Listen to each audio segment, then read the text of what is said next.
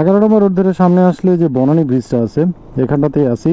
ঘড়িতে সময় মোটামুটি 5:53, একেবারেই গধূলিবেলা। খুব সুন্দর লাগে আমার কাছে এই ব্রিজটা। তো প্রসঙ্গে ফিরে আসি। So hello everyone, this is John Gomes. So welcome to my YouTube channel turning blogs. আজকের ইন্ট্রোটা খুব তাড়াতাড়ি দিলাম, কারণ কি আজকে আসলে ইন্ট্রো দিয়া আমার চলে যেতে হবে আসল যে টপিক আছে সেই টপিকে।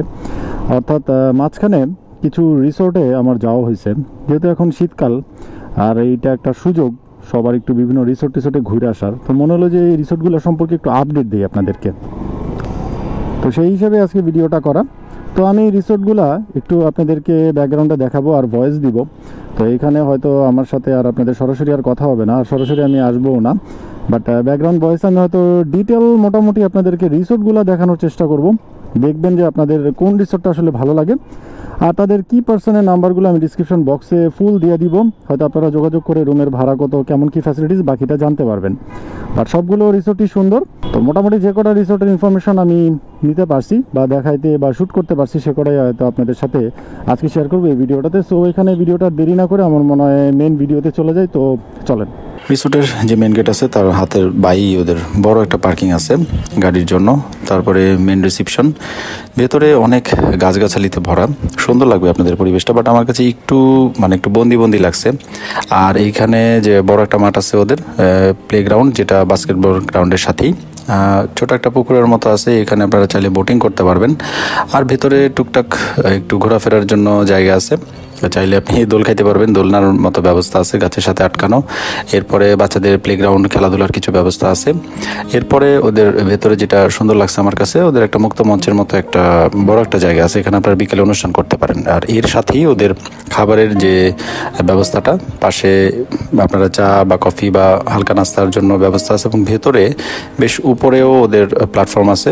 আমি একটু উপরে হাইটা দেখতেছিলাম, প্রায় ওরা যেটা বললো যে প্রায় 48 জনের মতো ওরা সেট আপ এখানে দিতে পারে। এখানে ওরা বুফেও দেয়, চাইলে আপনারা বুফেও এখান থেকে খাইতে পারবেন। আবার নিচেও এই পুরো জায়গাটা ধরেও এখানে প্রায় মানুষ বসানো যায়, প্রায় 1 থেকে 150 উপরে মানুষ অ্যাট এ টাইম একবারে খাইতে পারবে এই পুরো জায়গাটার মধ্যে। আর পাশেই ওদের রিসোর্টটা 4তলা একটা রিসোর্টের মতো আছে।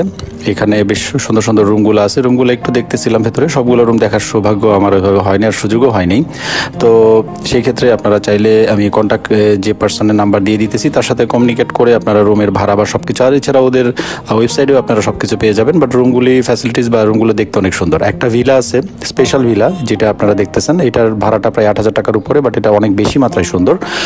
আর এর সাথেই হলো বড় একটা সুইমিং পুল আছে, যে সুইমিং পুলে আপনারা ইচ্ছা মতো সাঁতার কাটতে পারবেন, অনেক সময় কাটাইতে পারবেন। সুইমিং পুলটা আমার কাছে স্পেশালি ভালো লাগছে, খুব সুন্দর, বেশ বড় একটা সুইমিং পুল। তো এরপরে যে রিসোর্টটা সেটা হলো লা রিভারিয়া রিসোর্ট।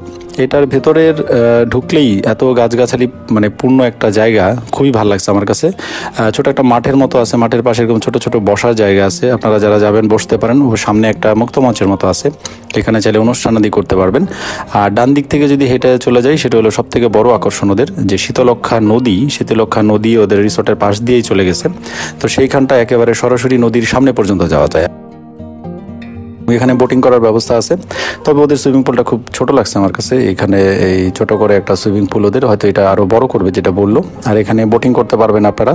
এখানে 50 পার্সন অ্যাট এ টাইম বোটটা ওরা ছাড়ে, 150 টাকা করে ভাড়া নেয় ওরা। তারপরে ওদের ছোট ছোট যে কুঠিগুলা ছিল সেগুলো একটু ঘুরে ঘুরে দেখতেছিলাম আমরা। বেশ প্রায় 8টার মতন ওদের এরকম ছোট ছোট কুঠি আছে রিসোর্টের ভিতরে, যেগুলো বিভিন্ন নামে আছে। ভেতরের পরিবেশটা ঠিক এরকম, এসি রুম আছে সবগুলো। এগুলোর ভাড়াও মোটামুটি রিজনেবল। আমি যেই ভাইটাকে দেখতেছিলেন তার কন্ট্যাক্ট নাম্বার দিয়ে দিতেছি, তার সাথে আপনারা কথা বলতে পারবেন। আর ঠিক মাঝখানে সুন্দর একটা জায়গা আছে, স্কোয়ার শেপে, চারিদিকে 4টা উইংসের মতো বের হয়ে গেছে। এই জায়গার এই পোর্শনটা আমার কাছে সব থেকে বেশি ভালো লাগছে। ওইলো শীতলক্ষা নদী, আর এই পাশে দোতলায় একটা রেস্টুরেন্টের পাশ দিয়ে ছোট্ট একটা এরকম বসার জায়গা আছে, দেখতে দেখতে আপনি খাইতে পারবেন। খুবই সুন্দর লাগছে আমার কাছে এই বিষয়টা। এই উইংসগুলো থেকে আপনারা মানে সকালে দুপুরে বিকেলের শীতলক্ষার যে সৌন্দর্যটা সেটা উপভোগ করতে পারবেন, পাশাপাশি এখানে খাওয়া দাওয়া করতে পারবেন, চা খাইতে পারবেন, আপনাদের ভালো লাগবে আই থিঙ্ক। তো এখান থেকে ঘুরতে ঘুরতে একদম টপে চলে গেছিলাম। এইটার টপেও একটা জায়গা আছে, এখানে প্রায় 20-22 জনের একটা সেট আপ আছে, এখানেও চাইলে আপনারা ছোটোখাটো অনুষ্ঠান করতে পারবেন। আর এখানে প্রশস্ত বেশ বড় বড় মাঠের মতো আছে, গাছগাছালিতে ভরা, ঘুরে ফিরে অনেক শান্তি পাবেন, বাচ্চাদের খেলার জন্য পর্যাপ্ত জায়গা আছে। 3 নম্বর যে রিসোর্টটা শীতলক্ষা রিসোর্ট, শীতলক্ষা যদিও ডাইরেক্ট বলা হচ্ছে বাট শীতলক্ষা নদীর পার্ক হিসেবে না, বাট এই রিসোর্টটা আমার কাছে অনেক বেশি অর্গানাইজড আর গোছানো লাগছে, খুব সুন্দর। ওদের এটা ডান দিকে একটা রিসোর্ট আছে এখানে, আর বাঁ দিকে আরেকটা রিসোর্ট আছে। তো এইখানে বড় একটা মাঠের পাশেই ওদের ডাইনিং হলটা।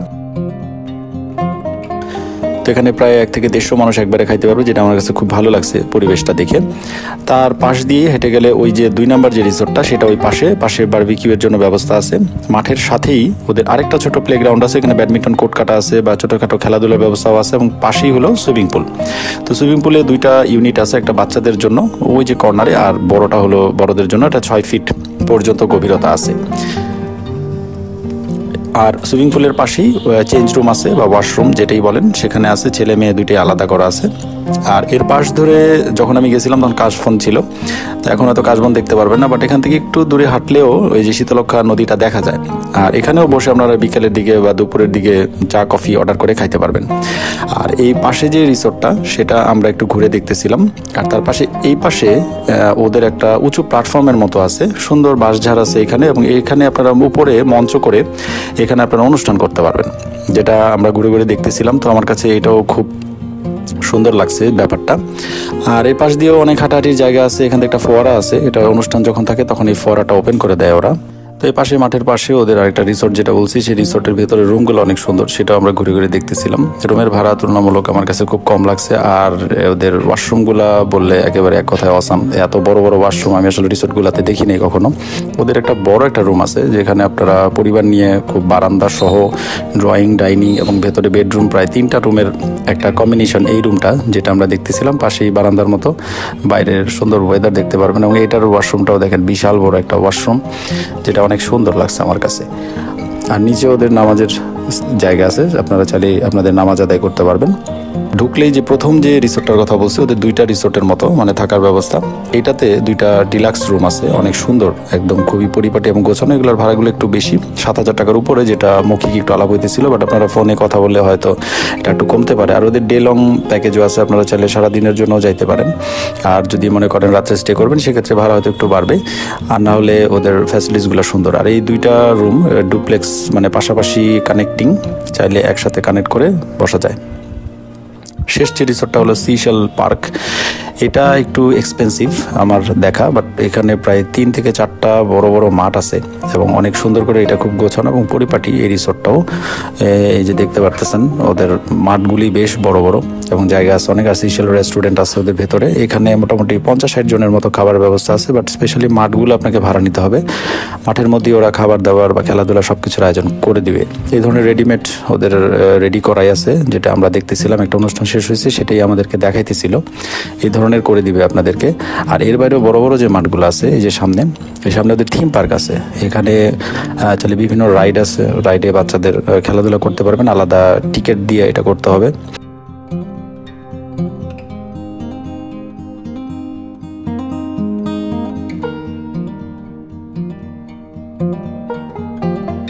ওদের ইন্টেরিয়রগুলো এবং এর পাশাপাশি যেটা ওদের জায়গাটা খুব সুন্দরভাবে গোছানো, খুবই পরিপাটি, বড় বড় মাঠ যেটা দেখতেছেন, এরকম ওদের প্রায় 3টা থেকে 4টা মাঠ আছে ভেতরে। এগুলো মাঠ হিসেবে আপনাকে ভাড়া নিতে হবে।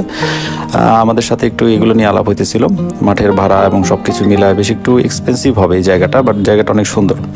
চাইলে আপনারা, আমি ডিসক্রিপশন বক্সে সবগুলো রিসোর্টেরই কন্ট্যাক্ট বা কি পার্সনের নাম্বার দিয়ে দিতেছি, আপনারা চাইলে তাদের সাথে কথা বলতে পারেন। ওদের রুমটাও খুবই লাক্সারিয়াস, এই রুমের ভাড়া আমার কাছে 8,000 টাকা এরকম বলছিল, বাট এটা হয়তো আপনি কথা বলে নিলে হয়তো একটু কমতে পারে। ওদের যে সুইমিং পুলটা আছে, যেটা আমার কাছে মনে হয়েছে এত বড় জায়গার জন্য সুইমিং পুলটা খুব ছোট, যেটা ওরা বলতেছিলেন যে সামনে আরও নাকি বড় করবে।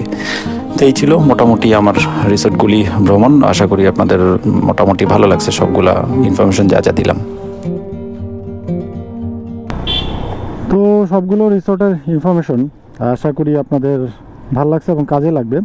যাদের আগ্রহ আছে রিসোর্টগুলোতে যাওয়ার, তারা আসলেই, যেটা আগেও বলছি, যে ডিসক্রিপশন বক্সে আমি কি পার্সনদের নাম্বারগুলো দিয়ে দিতেছি, আপনারা চাইলে সরাসরি যোগাযোগ করে নিন।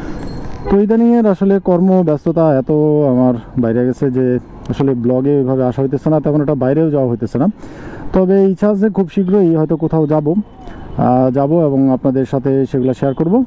সো আমার মনে হয় এখানে ব্লগটা শেষ করে দিই। সবাই ভালো থাকেন, till then be safe, be healthy. আর যারা চ্যানেলটাকে এখনও সাবস্ক্রাইব করেন নাই, প্লিজ সাবস্ক্রাইব করে হয়ে যাবেন আমার ফ্যামিলি মেম্বার।